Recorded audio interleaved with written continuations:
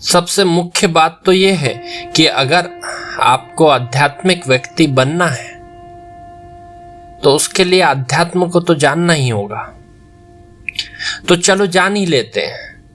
अच्छा, मुझे एक बात बताओ, आज हर एक दूसरा आदमी अपनी सोशल मीडिया के प्रोफाइल पर खुद को स्पिरिचुअल लिखा होता है कि मैं स्पिरिचुअल हूं, मैं आध्यात्मिक हूं, और वो बोलता भी है कि मैं आध्यात्मिक हूं। किसी ने बोल लिया, आपने सुन लिया। ना तो बोलने में कुछ जाता है, ना तो सुनने में कुछ जाता है। अगर ध्यान से देखोगे तो अपने आसपास आपको दो तरह के आध्यात्मिक लोग मिलेंगे।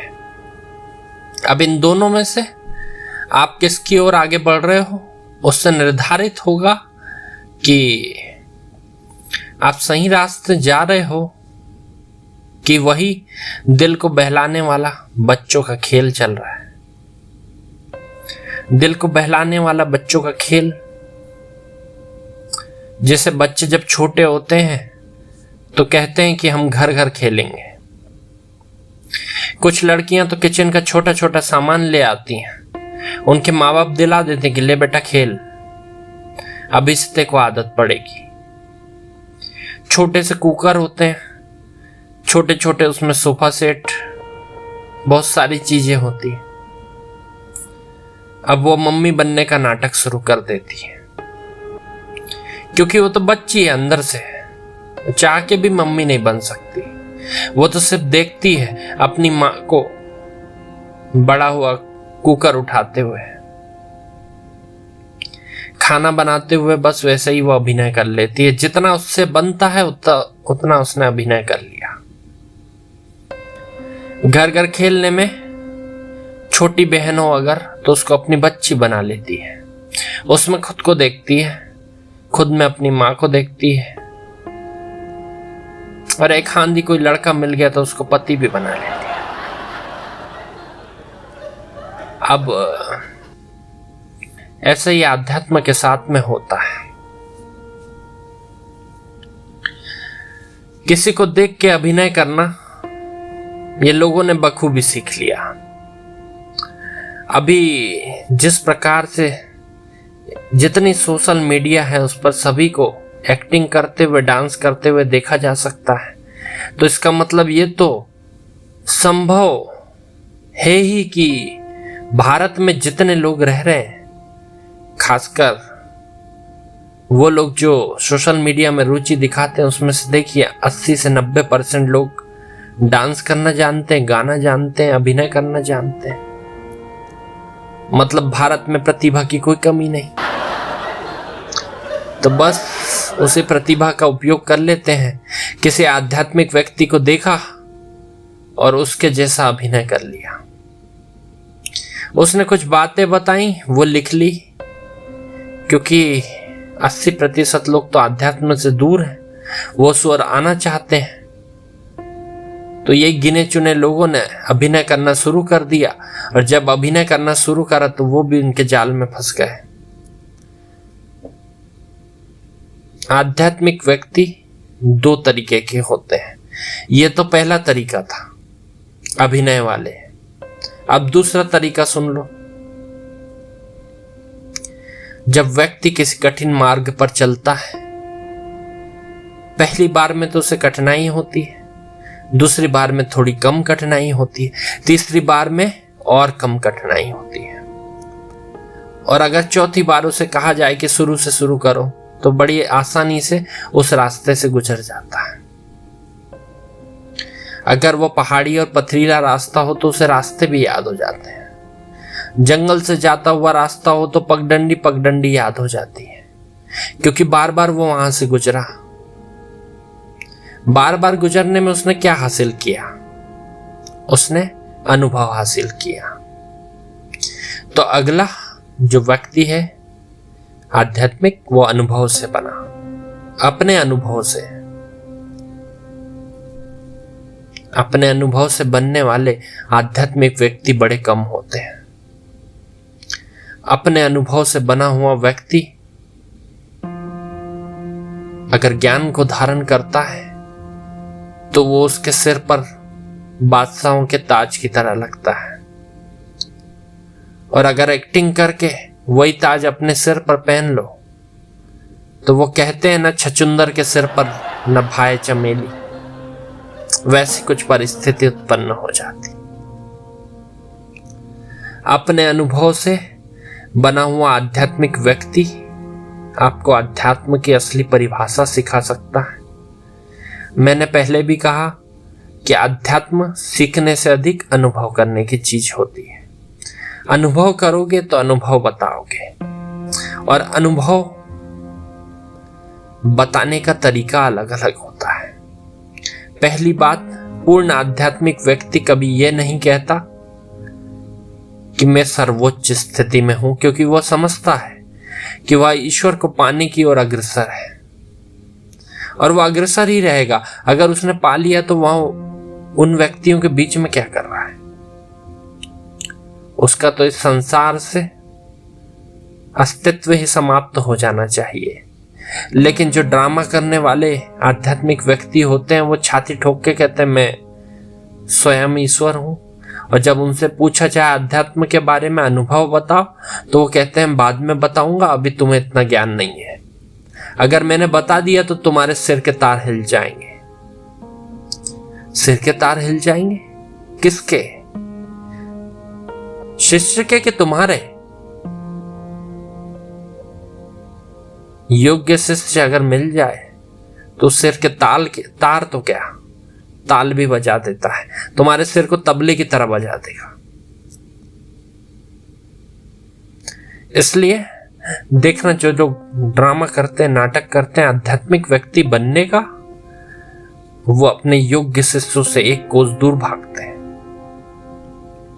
उनको लगता है मूर्ख की भीड़ ही अच्छी थी, ये पता नहीं कहां से टपक गया। और ये बात मैं अकेला नहीं कह रहा हूं, जिस भी व्यक्ति को अनुभव है आध्यात्म का, सच्चा अनुभव जिसे है, वो जानेगा कि अगर कोई जिज्ञासु व्यक्ति उसके पास आता है तो अनुभव से बने हुए आध्यात्मिक व्यक्ति के द्वारा ही उसे सारे सवालों के जवाब सीधे सीधे मिल जाते हैं। सीधे सीधे जवाब देना केवल अनुभव सिखाता है। एक बात को घुमा फिरा के 100 बार इधर से उधर फुटबॉल की तरह पूरे ग्राउंड में घुमाते हुए लास्ट में गोल डालना तो नाटकबाज लोगों का काम है। नाटकबाज अगर आध्यात्मिक व्यक्ति देखना हो तो वो इधर की बात उधर, इधर की बात उधर घुमाते रहेगा।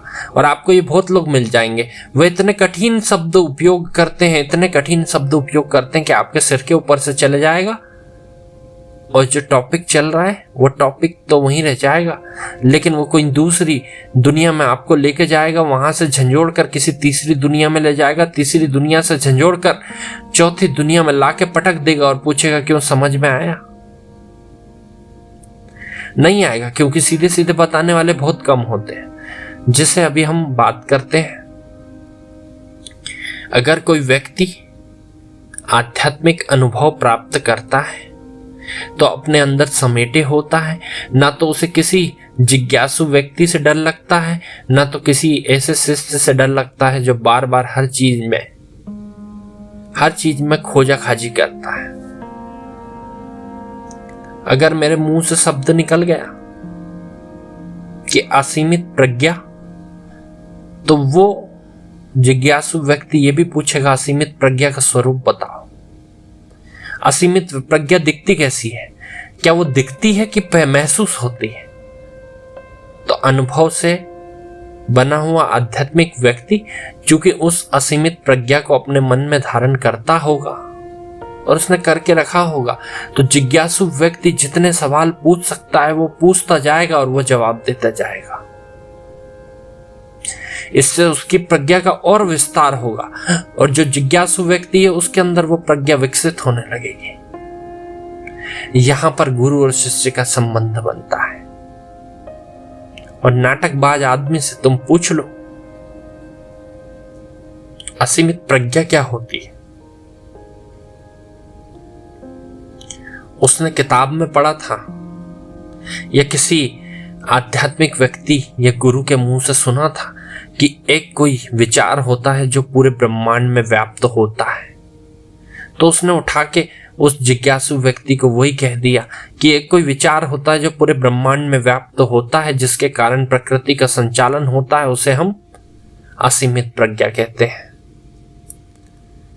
हालांकि वो ढोंगी व्यक्ति सच कह रहा था, लेकिन उसके मन में सबसे बड़ा डर यह था कि मैंने परिभाषा तो बता दी, लेकिन अगला सवाल अगर इसने पूछ लिया तो मेरी प्रज्ञा ही चली जाएगी, मेरी बुद्धि खराब हो जाएगी। और वो जिज्ञासु व्यक्ति, जैसे आपने देखा होगा, जिज्ञासु व्यक्ति बार बार सवाल पूछता है और वो पूछ ही लेता है कि कौन सा विचार है जो इतना बड़ा है। बस यहीं जाकर उसका आंखें बंद हो जाती, वो समाधि में चले जाता है और हाथ उठाकर बोल देता है कि बेटा कल आना, अभी हमारी समाधि का समय है। तो ऐसे व्यक्तियों से खुद को दूर रखिए, आध्यात्म को जानिए। आध्यात्म को जानना है तो गुरु से संकेत लेकर, उनका गाइडेंस लेकर उस ओर आगे बढ़े, उसे अनुभव को अपने अंदर उतारते जाएं, खुद को आध्यात्मिक व्यक्ति अनुभवशील वाला बनाते जाएं। किसी की बात सुन के उस बात को दोहराना कतई अनुभव नहीं माना जा सकता। जब अनुभव ही नहीं माना जा सकता तो आध्यात्मिक भी नहीं माना जा सकता। तो कोरा झूठ एक तरफ अलग रख दीजिए, स्वयं को पहले शुद्ध कीजिए किसी भी प्रकार के विचारों से। आज तक आपने किसी के विचारों को अपने ऊपर लादा है तो उसे भी हटा दीजिए और बस एक चित्त होकर ईश्वर की ओर बढ़ना शुरू कीजिए। आप धीरे धीरे आध्यात्मिक व्यक्ति बन जाएंगे। आध्यात्मिक व्यक्ति बनने के बाद में आपको आवश्यकता नहीं होगी कि आप अपने सोशल मीडिया पर बताएं कि मैं एक आध्यात्मिक व्यक्ति हूं। चाहे तो बता सकते हैं, कोई दिक्कत नहीं है, नहीं चाहे तो नहीं बता सकते, ये आपके ऊपर है। लेकिन जो व्यक्ति अभिनय कर रहा है तो उसके लिए ये कंपलसरी होता है कि वो बताए कि मैं आध्यात्मिक व्यक्ति हूं। दोनों में एक बारीक सुई सा अंतर आता है, लेकिन एक असीमित प्रज्ञा से भरा हुआ और दूसरा उस असीमित प्रज्ञा की परिभाषा को रटा हुआ। यही भिन्नता है।